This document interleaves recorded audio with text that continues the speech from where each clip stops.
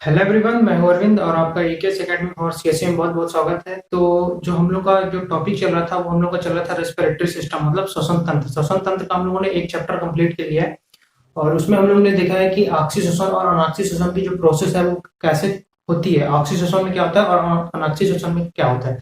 तो जो आज हम लोग का टॉपिक है वो है श्वसन तंत्र के अंग, ऑर्गन्स ऑफ रेस्पिरेटरी सिस्टम। तो गाइस, जो लोग भी पहली बार वीडियो देख रहे हैं तो प्लीज वीडियो को लाइक कर देना और चैनल को सब्सक्राइब कर देना। तो चलिए, अब हम लोग बढ़ते हैं आगे। जो लोग भी पहली बार वीडियो देख रहे हैं तो प्लीज चैनल को सब्सक्राइब कर देना।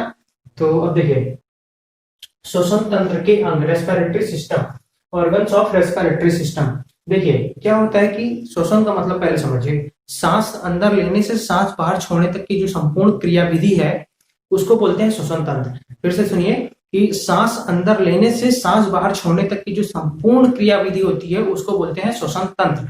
तो अब देखिए हम लोग आज क्या पढ़ने वाले, श्वसन तंत्र के अंग, ऑर्गन्स ऑफ रेस्पिरेटरी सिस्टम। तो देखिए जो पहला अंग है उसको वो है नसिका। देखिए डायग्राम में दिख भी रहा होगा।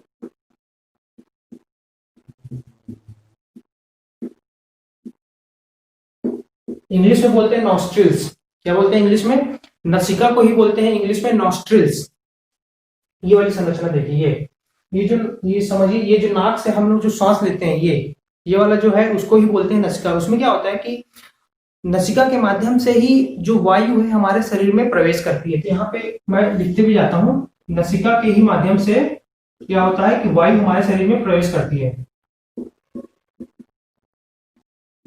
नसिका के माध्यम से वायु हमारे शरीर में प्रवेश करती है।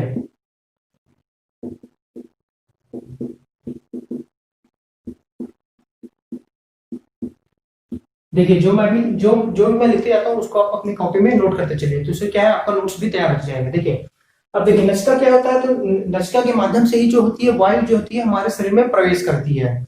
नसिका के माध्यम से वायु हमारे शरीर में प्रवेश करती है। अब देखिए नसिका जो होती है मतलब नाक, नसिका का मतलब सीधे सीधे समझिए कि नाक। जो नसिका में यहाँ पे क्या होता है कि रेशेदार संरचना पाई जाती है, रुएदार संरचना। तो रुएदार संरचना पाई जाती है, तो रुएदार संरचना और क्या पाया जाता है, तो म्यूकस। तो इस नसिका में क्या पाया जाता है, तो रुएदार संरचना या फिर छोटे छोटे बाल इसको बोलते हैं, शुद्ध हिंदी में रुएदार बाल। और क्या, म्यूकस। म्यूकस मतलब एक चिपचिपा पदार्थ पाया जाता है। क्या पाया जाता है? चिपचिपा पदार्थ। यहाँ पे मैं लिख देता हूं कि नसिका में छोटे छोटे क्या पाए जाते हैं, बाल पाए जाते हैं। छोटे छोटे बाल हुआ म्यूकस। म्यूकस को ही हिंदी में बोलते हैं श्लेष्म। ये क्या होता है कि म्यूकस क्या होता है कि एक चिपचिपा पदार्थ होता है। क्या होता है? चिपचिपा पदार्थ होता है। देखिए अब इसका मतलब क्या है, नसिका में जो छोटे छोटे बाल पाए जाते हैं और जो श्लेष्म पाया जाता है, श्लेष्म मतलब क्या होता है कि एक चिपचिपा पदार्थ होता है। देखिए उसका मतलब, इसका कार्य क्या होता है। देखिए प्रारंभिक दौर में जब हम ऑक्सीजन के रूप में जब हम वायु ग्रहण कर रहे होते हैं तो उस समय क्या होता है कि वायु में बहुत सारे बैक्टीरिया और हानिकारक तत्व क्या होते हैं, कई बार मिले हुए। तो कई बार तो हमें एकदम शुद्ध हवा मिलती है तो उस टाइम पे इनका कोई कार्य नहीं होता। लेकिन कई बार जब हम लोग प्रदूषित वायु को जब हम लोग शरीर के अंदर ग्रहण कर रहे होते हैं, क्या कि प्रदूषित या फिर कई ऐसी जगह में चले जाते हैं जहाँ पे बहुत ज्यादा प्रदूषण हो रहा है, तो वहां पे उस समय क्या होता है कि जो वायु में छोटे छोटे बैक्टीरिया मिले होते हैं, तो ये म्यूकस क्या है, ये तो चिपचिपा पदार्थ होता है तो उसको सब क्या कर लेता है, अपने आप में इकट्ठा कर लेता है। तो शरीर को यहीं पे ये शुरुआती दौर में ही जो बैक्टीरिया, हानिकारक पदार्थ या फिर छोटे छोटे, आपको बोलना चाहिए छोटे छोटे कण मिले होते हैं जो वायु में, छोटे छोटे कण होते हैं। तो वो जो कण मिले होते हैं वायु में, तो शुरुआती दौर में ही ये छोटे छोटे रेशेदार बाल और इसलिए उसको क्या करते हैं, रोक देते हैं और शरीर में हानिकारक बैक्टीरिया को जाने से रोकते हैं। तो ये आपको पता होना चाहिए कि नसिका का मुख्य रूप से कार्य क्या है। पहला कार्य तो हम समझे कि वायु को शरीर में प्रवेश कराती है, और दूसरा क्या है कि म्यूकस, ये श्लेष्म और छोटे छोटे जो रुएदार बाल पाए जाते हैं उसके माध्यम से प्रारंभिक दौर में जब शरीर के अंदर वायु प्रवेश कर रही होती है तो उस समय हानिकारक वायरस को, बैक्टीरिया को और छोटे छोटे जो कण मिले होते हैं वायु में उसको शरीर के अंदर प्रवेश करने से यहीं पर ही स्टार्टिंग दौर में ही रोक देती है। तो नसिका का आपने मतलब समझ लिया। देखिए जो भी मैं बोलता जाता हूँ उसको आप लिखते चलिए। तो यहाँ से नसिका के बारे में हमें सिर्फ इतना ही पढ़ना है। नसिका हो गया। अब नसिका के बाद दूसरा आता है ग्रसनी।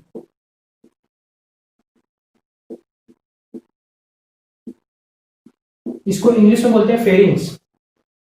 आप लोग हिंदी और इंग्लिश जो भी मीडियम के होंगे उसको आप लोग अपने कॉपी में अपने अनुसार नोट करते चलिए। यदि इंग्लिश वाले हैं तो इंग्लिश हिंदी दोनों में नोट करिए, क्या दिक्कत है। देखिए तो ग्रसनी का कार्य क्या होता है, तो देखिए जो हमारी श्वास नली और आहार नली, देखिए श्वास नली और देखिए ये इसके जस्ट पीछे ही, मतलब ये आपका श्वास नली है, इसी के जस्ट पीछे ऐसे क्या होता है कि क्या पाई जाती है, आहार नाल पाई जाती है। इसको ऐसे देख लीजिए, एक आहार नाल होती है जो कि आगे जाके क्या होती है, अमाशय से मिल जाती है। बस ऐसे आप समझने के लिए समझ लीजिए। खैर इसके ऊपर ओवरलैप नहीं होती, जस्ट उसके बाजू में रहती है। तो यहाँ पे क्या होता है कि ये यहाँ पे ये मुख गुहा है, ये आपका क्या है, मुख गुहा है, मतलब ये मुख मतलब बक्कल कैविटी, जिसको हिंदी में इंग्लिश में क्या बोलते हैं, मुख गुहा को बक्कल कैविटी। तो यहाँ पे क्या है कि ये जो ग्रसनी है, ग्रसनी उस हिस्से को बोलते हैं यहाँ पे आहार नाल और श्वास नली क्या है, तो आपस में मिलते हैं। तो ग्रसनी में आहार नाल व श्वास नली आपस में क्या होते हैं, आपस में मिल जाते हैं। अब देखिए यहाँ पे क्या होता है, ये वाले हिस्से में ये जो ग्रसनी लिखा है ना, जिस हिस्से पे आहार नाल व, देखिए ग्रसनी उस हिस्से को बोलते हैं जहां पे आहार नाल व श्वास नली आपस में मिल जाते हैं। सपोज ये आहार नाल है आपका, यहाँ पे क्या है, ओवरलैप हो गया, इससे आप इसको समझिए, अलग से समझिए कि आहार नाल और श्वास नली दोनों एक जगह पे आके क्या होते हैं, मिल जाते हैं। ऐसे समझिए, ये यहाँ पे दोनों मिल गए। तो अब दोनों मिल गए, आहार नाल व श्वास नली दोनों मिल गए। तो जैसे आप खाना खाएंगे तो खाना लंग्स में मत जाए, उसके लिए यहाँ पे क्या होता है, एक एपिग्लॉटिस वॉल होता है। क्या होता है, एक एपिग्लॉटिस वॉल होता है। यहाँ पे ऐसे समझिए, ये जो सपोज ये आपका श्वास नली, ये श्वास नली है और ये आहार नली है। यहाँ पे क्या होता है, एक वॉल्व होता है, इसको बोलते हैं एपिग्लॉटिस वॉल्व।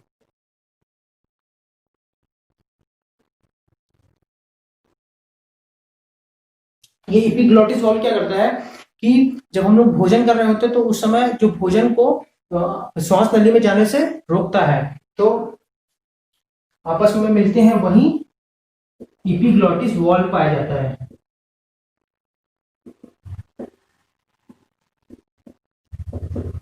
एपिग्लॉटिस वॉल्व पाया जाता है जो कि भोजन को श्वास नली में जाने से रोकता है। तो आई होप चीजें आपको समझ में आई होंगी।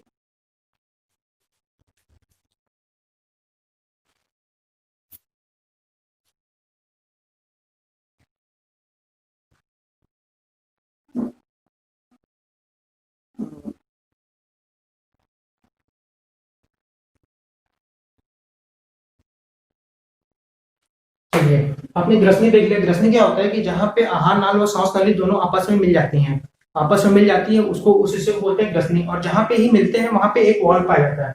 यहाँ पे मिलते हैं, यहाँ पे एक वॉल पाया जाता है। वॉल मतलब समझिए सिंगल वॉल, मतलब समझ में आ रहा होगा आपको वॉल क्या होता है।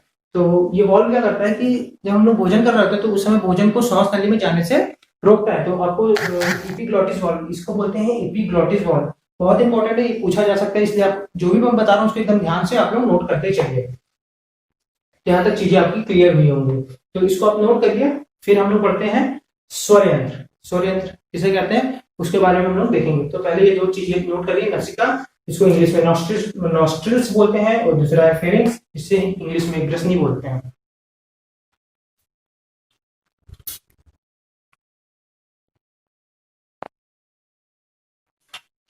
तो हम लोगों ने ग्रसनी तक देख लिया। अब हम लोग बढ़ते हैं कहाँ, स्वर यंत्र। देखिए ये वाला जो हिस्सा है ना, ये इसको मैं यहाँ पे बड़े हिस्से में बता दे रहा हूँ आपको। स्वर यंत्र कहाँ पाया जाता है, तो स्वर यंत्र हमारे गले में पाया जाता है। देखिए क्या होता है कि स्वर यंत्र में 9 प्रकार के कार्टिलेज की बनी संरचना पाई जाती है। कार्टिलेज व कैल्शियम की बनी संरचना, और संख्या में कितनी होती है, तो संख्या में होती है 9।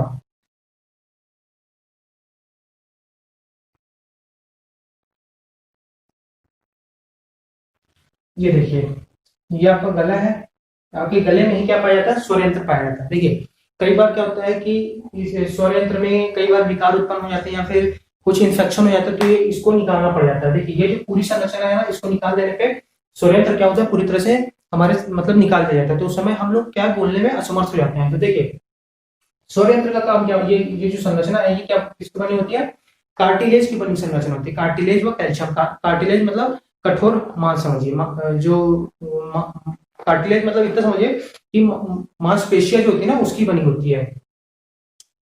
तो सौर यंत्र क्या होता है कि गले में पाई जाने वाली एक संरचना होती है, मतलब उसमें क्या होता है कि 9 प्रकार की, मतलब 9 प्रकार नहीं, मतलब संख्या में 9 ठो कार्टिलेज की बनी हुई क्या पाई जाती है, छोटी छोटी संरचना पाई जाती है। देखिए आपने यहाँ पे सांस लिया, जब यहीं से जब वायु जब अंदर प्रवेश करती है, ऑक्सीजन जब प्रवेश कर, जब जो ऑक्सीजन के माध्यम से हम वायु लेते हैं, तो जो वायु अंदर प्रवेश करती है तो यहीं यहीं से होकर जब गुजरती है तो क्या होता है, आवाज उत्पन्न होती है। मतलब जो हम लोग जो बोल पाते हैं तो इसी के कारण बोल पाते हैं।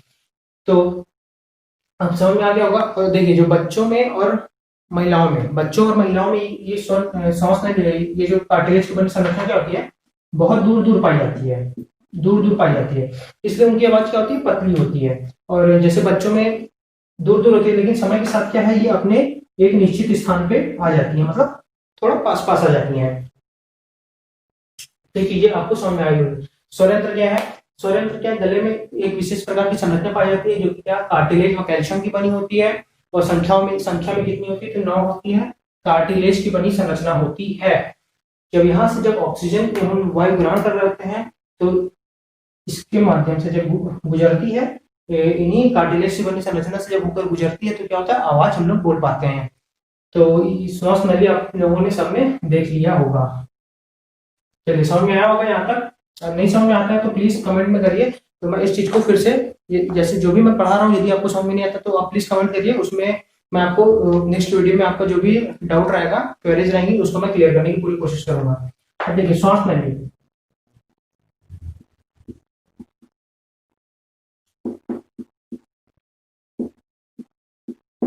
श्वास नली को इंग्लिश में ट्रैकिया बोलते हैं। श्वास नली को इंग्लिश में क्या बोलते हैं, तो ट्रैकिया। देखिए श्वास नली क्या होती है, यहाँ पर मैंने आपको सिंपल दिखा दिया है, लेकिन ये क्या होती है कि स्प्रिंग नुमा संरचना होती है।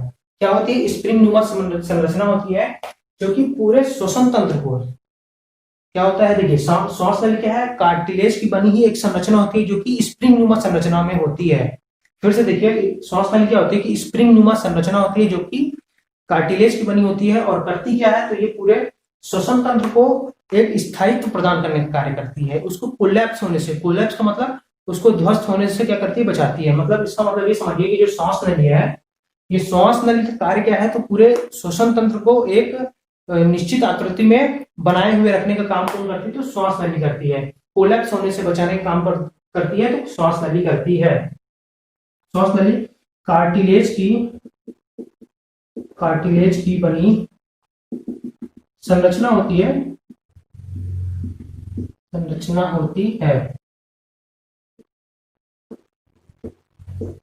जो कि क्या होती है कि जो कि स्प्रिंग नुमा संरचना में होती है, जो कि स्प्रिंग, देखिए समझ में नहीं आ रहा होगा तो मैं बोलते जा रहा हूं आपको, आप लिखते चलिए। देखिए कार्टिलेज की बनी संरचना होती है जो कि स्प्रिंग नुमा आकृति में होती है, स्प्रिंग नुमा आकृति में,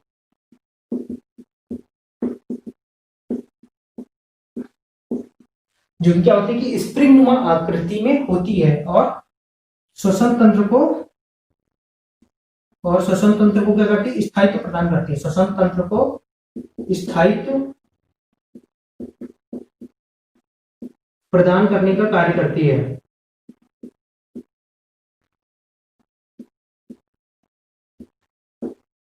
समझ में आया यहाँ तक कि श्वास नली क्या होता है, कार्टिलेज की बनी संरचना होती है और स्प्रिंग न्यूमा संरचना में पाई जाती है। यदि मैं बताऊं आपको तो ये सपोज ऐसे समझिए, ऐसे ऐसे और ऐसे ऐसे,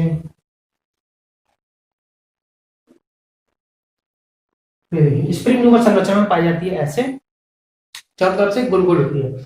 तो ये क्या करते हैं कि जो पूरे श्वसन तंत्र को क्या करते हैं, स्थायित्व प्रदान करने का कार्य करते हैं, मतलब कोलैप्स होने से बचाने का काम कौन करता है, तो श्वास नली करती है।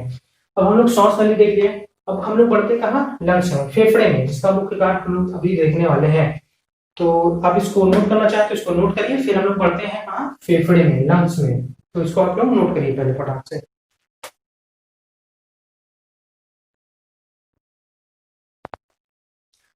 तो देखिए हम लोगों ने श्वास नली तक पढ़ लिया, हम लोग देखिए फेफड़े के बारे में पढ़ते हैं। देखिए वायु हमारे शरीर में कहाँ से प्रवेश करी, नसिका के माध्यम से प्रवेश करी, नसिका के बाद कहाँ आई, ग्रसनी में आई।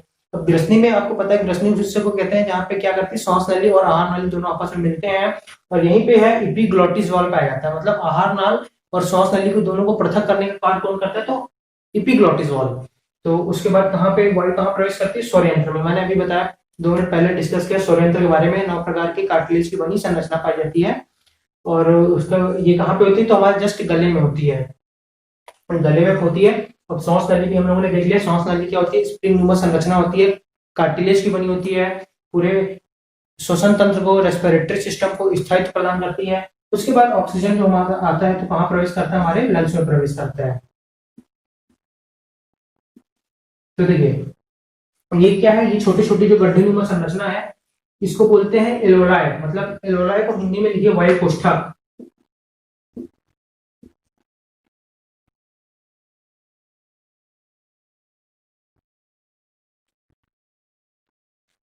इसको हिंदी में, इंग्लिश में क्या बोलते हैं, एल्वोलाई बोलते हैं।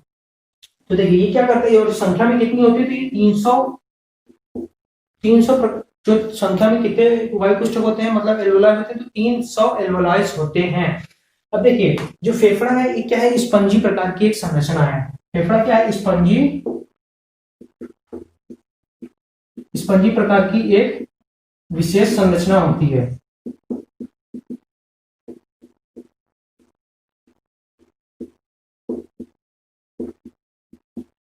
देखिए फेफड़ा क्या होता है, स्पंजी प्रकार की एक क्या होती है, विशेष संरचना होती है। अब ये क्या करता है कि जो अपने इसके अंदर जो वायु कोष्ठक पाए जाते हैं, ये छोटे छोटे क्या है, ये ऐसे छिद्रनुमा, ये सिंपल वायु कोष्ठक नहीं होते, ये एक विशेष संरचना में होते हैं। वहां अब क्या उसका डायग्राम यहाँ पे 3D में थोड़ा बनाना मुश्किल है, इसलिए मैंने आपको सीधा ऐसे होल टाइप से दिखाते हैं, लेकिन वास्तव में एक विशिष्ट प्रकार की संरचना होती है जो कि गड्ढेनुमा संरचना होती है। तो उसमें क्या होता है, देखिए जब आपको अस्थमा होता है, मतलब किसी भी पेशेंट को जब अस्थमा होता है तो इसी एल्वोलाइज में विकृति उत्पन्न हो जाती है। मतलब क्या होता है कि जालीनुमा एक संरचना बन जाती है, तो सांस लेने में और छोड़ने में बहुत दिक्कत होती है। तो आपने देखा जो अस्थमा नामक बीमारी है तो लंग्स से संबंधित है, और होता क्या है कि जो वायु कोष्ठक है उसमें क्या होता है कि जो गड्ढेनुमा संरचना होती है उसमें क्या हो जाता है कि जालीनुमा संरचना बन जाती है। अभी एल्वोलाई का काम क्या है, ये क्या करते हैं, ऑक्सीजन को कार्बन डाइऑक्साइड में और कार्बन डाइऑक्साइड को ऑक्सीजन में परिवर्तित करने का कार्य करती है, और कार्बन डाइऑक्साइड को शरीर से बाहर छोड़ती भी है। तो जैसे आपने सांस लिया, सांस लेने के बाद हमारे पूरे शरीर में ऑक्सीजन को परिवहन कौन कराता है, तो हीमोग्लोबिन कराता है। उसके बाद क्या होता है कि जब यहाँ पे CO2 जब ग्लूकोज का निर्माण होता है, मैंने बताया था ऑक्सीडेशन में बताया था कि जब ग्लूकोज का विखंडन होता है तो कार्बन डाइऑक्साइड का क्या होता है, कार्बन डाइऑक्साइड निकलता है, और प्लस H2O भी बनता है, प्लस 686 किलो कैलोरी ऊर्जा भी निकलती है। तो उस दौरान क्या होता है कि जो ये जो कार्बन डाइऑक्साइड निकलता है इसको वापस लाने का कौन कार्य कौन करता है, तो हीमोग्लोबिन।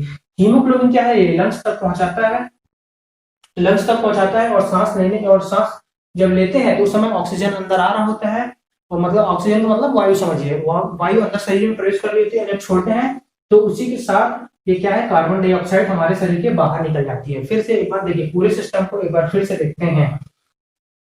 देखिए नसिका क्या है, नसिका मतलब नाक समझिए आप अपना, तो उस वहां पे क्या पाया जाता है कि एक छोटे छोटे रुएदार संरचना पाई जाती है, और क्या पाया जाता है, तो और म्यूकस, श्लेष्म जिसे बोलते हैं, म्यूकस क्या होता है, चिपचिपा पदार्थ होता है। तो काम क्या होता है इसका, तो जो शुरुआती दौर में जो भी बैक्टीरिया होते हैं, वायरस होते हैं, या फिर छोटे छोटे कण मौजूद होते हैं, तो इसको शुरुआती दौर में ही रोकने का काम कौन करता है, तो नसिका। उसके बाद वायु प्रवेश करती है कहाँ पे, ग्रसनी में, जहाँ पे ये जो मुख गुहा अपने बोलते हैं जिसको इंग्लिश में बक्कल कैविटी बोलते हैं। तो बक्कल कैविटी में ही क्या होता है, मुख गुहा में क्या होता है कि श्वास नली व आहार नल दोनों आपस में मिलते हैं, उस एरिया को बोलते हैं ग्रसनी, और ग्रसनी में ही क्या पाया जाता है, इपिग्लोटिस वाल्व पाया जाता है, जो कि श्वास नली और आहार नली को दोनों को पृथक करने का कार्य करता है। उसके बाद वायु कहाँ पहुंची, तो स्वरयंत्र में। स्वरयंत्र में क्या होता है कि छोटी छोटी गले में पाई जाने वाली संरचना, ये जो आपका दिख रहा है ना, ये वाला हिस्सा, यहाँ पे स्वरनली स्वरयंत्र पाया जाता है, स्वरयंत्र पाया जाता है। 9 ठो कार्टिलेज की बनी, कार्टिलेज व कैल्शियम की बनी संरचना होती है। जब वहां से वायु जब का आवागमन होता है, वहां से जब आवागमन होता है वायु का, तो क्या होता है, आवाज निकलती है। स्वरयंत्र देखा हम लोग बहुत डिटेल में स्टडी कर लिया, अभी हम शॉर्ट में बता रहा हूँ। अब देखिए श्वास नली क्या है, तो ये श्वास नली जो होती है स्प्रिंग नुमा संरचना में होती है, स्प्रिंग नुमा संरचना में होती है, और काम क्या होता है, पूरे श्वास नली को ध्वस्त होने से रोकती है, मतलब एक इसको स्थायित्व प्रदान करने का काम कौन करता है, तो श्वास नली करती है। यदि एग्जाम में आ गया कि पूरे रेस्पिरेटरी सिस्टम, पूरे श्वसन तंत्र को स्थायित्व प्रदान करने का कार्य कौन करता है, तो श्वास नली करती है। फिर श्वास नली के माध्यम से हमारा शरीर में जो वायु अंदर लेते हैं, तो कहां पहुंचा, तो लंग्स में। अब देखिए यहां पे पहुंचने के बाद क्या होता है कि ऑक्सीजन हमारे शरीर में प्रवेश करता है, तो हीमोग्लोबिन के माध्यम से पूरे शरीर में, शरीर के हर एक अंग में ऑक्सीजन को ले जाने का काम कौन करता है, तो हीमोग्लोबिन करता है। अब हीमोग्लोबिन ऑक्सीजन और कार्बन डाइऑक्साइड का परिवहन करता है, तो हीमोग्लोबिन पूरे शरीर में प्रवेश किया। फिर यहीं पे क्या होता है कि जो हर एक सेल होती है उसके पास क्या होता है, ग्लूकोज की अपनी एक मात्रा होती है। तो ग्लूकोज का क्या होता है, जब विखंडन होता है, ग्लूकोज का विखंडन जब होता है ऑक्सीडेशन के दौरान, तो क्या निकलता है, CO2 plus H2O plus 686 kilo calorie ऊर्जा निकलती है। तो यहां से जो CO2 है, CO2 को वापस ले जाने का काम कौन करता है, तो CO2 को वापस लंग्स तक पहुंचाने का काम करता है, तो हीमोग्लोबिन। हीमोग्लोबिन किसका अपघटन है, तो आरबीसी का। बहुत ही आपको पता होना चाहिए ये सब चीजें। तो ये CO2 पहुंचा लंग्स में, अब लंग्स से बाहर ले जाने का काम, लंग्स से जब हम सांस छोड़ेंगे तो ये क्या होता है, CO2 हमारे शरीर के बाहर निकल जाता है। तो ये सब सारी चीजें थी। ग्लूकोज को अगर बोले तो C6H12O6 इसका रासायनिक नाम है। एग्जाम में कई बार पूछा भी गया है ग्लूकोज का रासायनिक सूत्र क्या होता है, C6H12O6 प्लस ऑक्सीजन। अब देखिए ऑक्सीजन की क्रिया कहाँ पे होती है, पिछले लेक्चर में बहुत ही डिटेल में पढ़ा है, तो माइटोकॉन्ड्रिया में होती है। कहाँ होती है, तो माइटोकॉन्ड्रिया। माइटोकॉन्ड्रिया को ऊर्जा का पावर हाउस भी बोला जाता है। क्यों बोला जाता है, क्योंकि यहीं से क्या है, 686 किलो कैलोरी ऊर्जा निकल रही है। अब देखिए माइटोकॉन्ड्रिया में अनाक्षी श्वसन कहाँ होता है, तो साइटोप्लाज्म। साइटोप्लाज्म को हिंदी में क्या बोलते हैं, तो कोशिका द्रव्य में। तो ये सब रहा श्वसन तंत्र के बारे में, श्वसन अंग के बारे में। अब देखिए अब एक चीज पढ़ना है हमको कि जब हम सांस लेते हैं तो नाइट्रोजन रहता है 78%, और कार्बन डाइऑक्साइड जो हम लेते हैं कितना रहता है, 0.03% रहता है, और लगभग O2 कितना रहता है, तो 21% तक लगभग O2 रहता है। और जब हम N2 को जब छोड़ते हैं, तो ये क्या है, ये जब सांस लेते हैं तब की ये क्रिया विधि है। N2 शरीर में आया 78%, CO2 आया 0.03%, और ऑक्सीजन 21%। जब हम श्वास छोड़ते हैं तो N2 तो पूरा 78% बाहर निकल जाता है, ये अंदर आया, ये बाहर गया। CO2 क्या है, हम लिए 0.03%, बट शरीर के बाहर कितना गया, 4% गया, ये अंदर आया और ये बाहर गया। ऑक्सीजन लिए हम 21%, और फिर बाहर कितना गया, तो 17%। तो ये सब सारी चीजें कैसे होता है, ये सब जो सारी चीजें हैं वो हम लोग कल के लेक्चर में पढ़ेंगे। तो जो भी लोग पहली बार वीडियो देख रहे हैं तो प्लीज वीडियो पसंद आई तो लाइक कर देना, और चैनल को प्लीज सब्सक्राइब कर देना, और फिर हम लोग नेक्स्ट लेक्चर में पढ़ेंगे। बस थोड़ा सा ही छूटा हुआ है, 15-20 मिनट का और है, तो वो सारी चीजें हम क्या है नेक्स्ट वीडियो में पढ़ेंगे। तो जो भी लोग पहली बार वीडियो देख रहे होंगे तो प्लीज वीडियो को लाइक कर देना और चैनल को सब्सक्राइब कर देना। मिलते हैं नेक्स्ट लेक्चर में, तब तक के लिए गुड बाय, थैंक यू।